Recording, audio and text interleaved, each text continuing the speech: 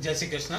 Online classes के अंतर्गत class 12th में हम जो चैप्टर पढ़ रहे थे बिहारी सत्सई के संदर्भ में, उसके आगे के पद अभी तक अपन ने 14 पदों का अध्ययन किया है और उसके आगे 15वें पद से आज प्रारंभ करते हैं। तो पहले 15वें पद में बिहारी जी लिखते हैं कि झीने पट में झुलमुली झलकती ओप अपार। झीने पट में, झीने यानी महीन, पट यानी वस्त्र। झीने पट में झुलमुली झलकती ओप अपा। महीन ओढ़नी के अंदर या महीन कपड़े वस्त्र के अंदर झुलमुली कहते हैं कान में पहना जाने वाला एक आभूषण।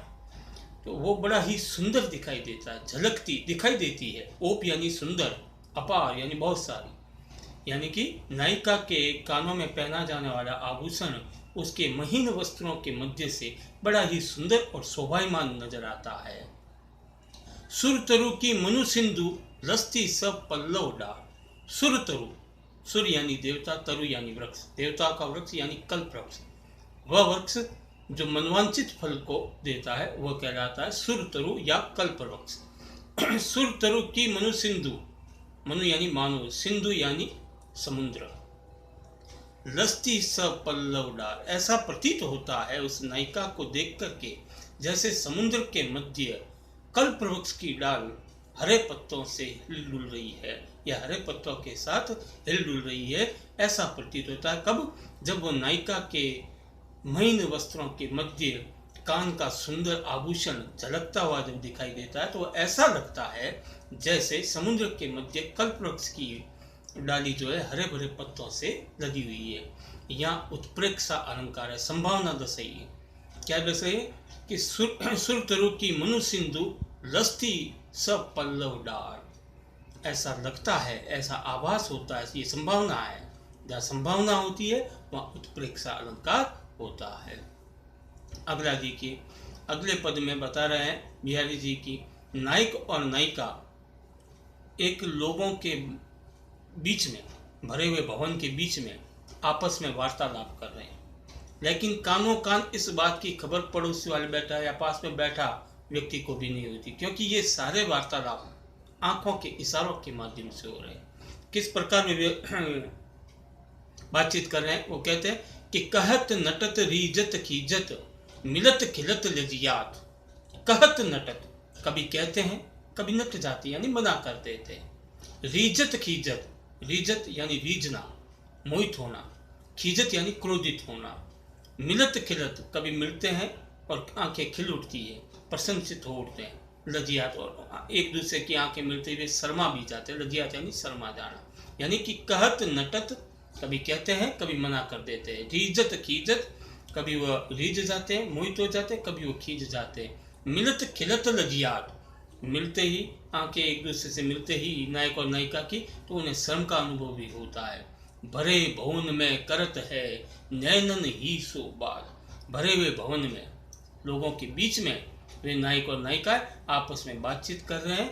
भरे भवन में करत है नैनन हु सो बात। नैनन ही सो बात, आंखों ही आंखों के मध्य वे आपस में वार्तालाप कर रहे हैं। अगला देखिए, अगले पद में बिहार जी लिखते हैं कि कागज पर लिखत न बनत कहत संदेश लजात।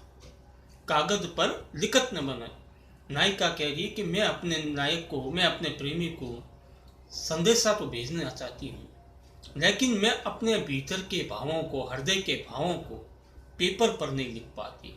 यानी कि जो भाव है उन भावों की अभिव्यक्ति में पेपर के ऊपर नहीं कर सकती। कागज पर लिखत न बनत कहत संदेश लजात, और किसी दूसरे के साथ संदेशा भेजाने में मुझे लज्जा का अनुभव हो रहा है, मुझे शर्म आ रही है। एक तो मैं पेपर पे अपने भावों को लिख नहीं सकती, तो दूसरा ऑप्शन क्या बचता है कि किसी और के साथ अपना संदेश भिजवा दीजिए। लेकिन वो कह रही है कि कहत संदेश लजात, दूसरे के साथ संदेशा भेजते हुए मुझे शर्म की अनुभूति हो रही है। कहिए सब तेरो ही हो, मेरे ही की बात। और अंततः नायिका कहती है कि यदि वास्तव में नायक मुझसे सच्चा प्रेम करता है तो उसका हृदय, कहिए सब तेरो ही हो, सब कुछ कह देगा तेरा हृदय, मेरे ही की बात। मेरे हृदय में जो जो भी भाव उत्पन्न हो रहे हैं, यदि वास्तव में मेरा नायक सच्चा प्रेमी है तो बिना कुछ कहे हुए भी वो मेरे मन की बातों को, मेरे मन के भावों को भली भांति से जान लेगा। अगले पद में देखिए कि डीठी न परतु समान दूती, कनक कनक ते गात। डीठी न परतु समान दूती, तुम्हारे समान कोई दूसरा दिखाई नहीं देता। डीठी कहते हैं दृष्टि को, न परतु नहीं पड़ती, समान दूती दूसरे के समान। कनक कनक से गात, पहला कनक और दूसरे कनक, दोनों ही कनक का अर्थ सोना है यहाँ पर। और जब एक ही शब्द दो बार आता हो और दोनों ही बार उसके अर्थ में कोई अंतर नहीं होता हो, तब वहाँ पुनरुक्ति प्रकाश अलंकार होता है। तो यहाँ नायक कह रहा है कि नायिका के शरीर में और आभूषणों में दोनों की समानता है, यानी कि सोने के समान उसका शरीर भी चमकता है। इसलिए आभास नहीं किया जा सकता कि उसने कुछ सोने के वस्त्र धारण किए या सोने के आभूषण धारण किए, क्योंकि कोई भेद नहीं रह जाता उसके शरीर में और आभूषणों में। डीठी न परतु समान दूती, दिखने में दोनों समान दिखाई देती है। डीठी न परतु समान दूती, समान दिखाई देती है कौन? सोने के आभूषण और नायिका का शरीर, ये दोनों एक समान दिखते हैं। कनक कनक से घात, घात कहते हैं शरीर को, आभूषण और उसका शरीर कनक से एक समान, सोने के समान उसका शरीर, इन दोनों में कोई भेद नहीं रह जाता। भूषण कर कर कस लगत, भूषण कहते हैं आभूषणों को, कर कहते हैं हाथों को, कर्कश यानी कठोर। जब आभास कब होता है, अनुभूति कब होती है? जब नायिका को जाकर के छुआ जाता है, तब उसके आभूषण क्या होते हैं? वे कठोर नजर आते हैं और शरीर जो होता है वो कोमल नजर आता है। तब मालूम चलता है कि कोमल शरीर पर कुछ चीज पहनी हुई है। भूषण कर कर कस लगत, परसी परछने चाल, जब उसको छुआ जाता, परछने यानी छुआ जाता है, नायिका को टच किया जाता है, तब आभास होता है कि इसने कुछ कठोर चीजें पहन रखी, शायद वे आभूषण है, अन्यथा उनमें कोई भेद नजर नहीं आता। ये अतिशयोक्ति अलंकार है। जब किसी बात को आवश्यकता से अधिक बढ़ा चढ़ा करके कहा जाता है, ये संभव नहीं है कि कितनी भी सुंदर स्त्री हो, उसके पहने हुए आभूषणों में और उसके शरीर में कोई भेद नहीं रहता। तो जब कभी भी इस प्रकार की कोई बात की गई हो, जब बात को आवश्यकता से अधिक बढ़ा चढ़ा कर कहा गया हो, तो वहां पर कौन सा अलंकार होता है? अतिशयोक्ति अलंकार। अगला देखिए कि कहत सबे बेदी दिए, बेंदी कहते बिंदी को, कहत सबे सभी कहते हैं कि बेंदी दिए, कि बिंदी लग जाने से अंक 10 गोनो हो तू, किसी भी अंक के आगे यदि जीरो लगा दिया जाए, बिंदी लगा दिया जाए, शून्य लगा दिया जाए, तो उस अंक की कीमत 10 गुना हो जाती है। गणितीय नियम के अनुसार उस अंक की कीमत 10 गुना हो जाती है। जैसे 1 के आगे यदि शून्य लगा दिया जाए तो 10 हो जाता है, 10 के आगे शून्य लगा दे तो 100 हो जाता है। तो क्या कहत सबे बेंदी दिए, सब कहते हैं कि बेंदी यानी बिंदी दिए, अंक 10 गुना हो तो अंक की कीमत 10 गुना बढ़ जाती है। लेकिन सौंदर्य शास्त्र में ये गणित का नियम काम नहीं आता।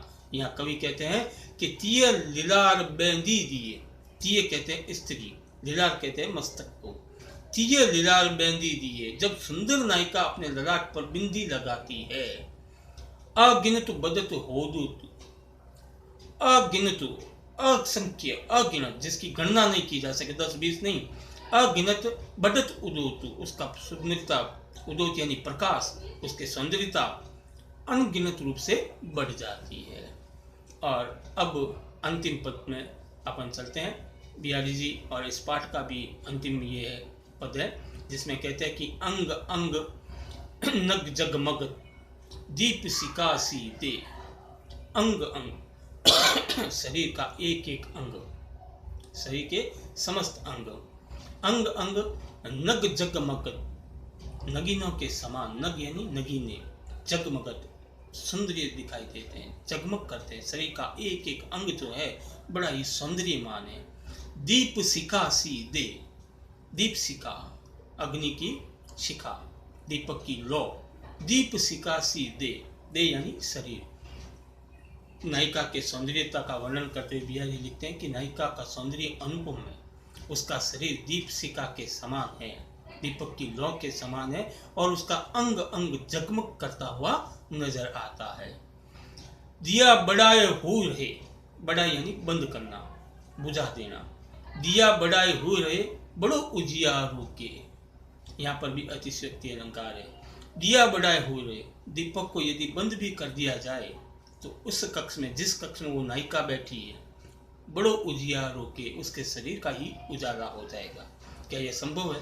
जहाँ ये बात संभव नहीं है, असंभव बात को संभव करके बताया जाता हो, वहीं अतिशयोक्ति अलंकार होता है। यहाँ नायिका के सौंदर्य की वर्णन करते हुए बिहारी जी कह रहे हैं कि नायिका दीपशिखा के समान है, उसका अंग अंग जो है जगमग कर रहा है। अब यदि दीपक को बुझा भी दिया जाए कक्ष में से, तब भी उसकी गेय यानी शरीर का प्रकाश चारों ओर फैला रहता है।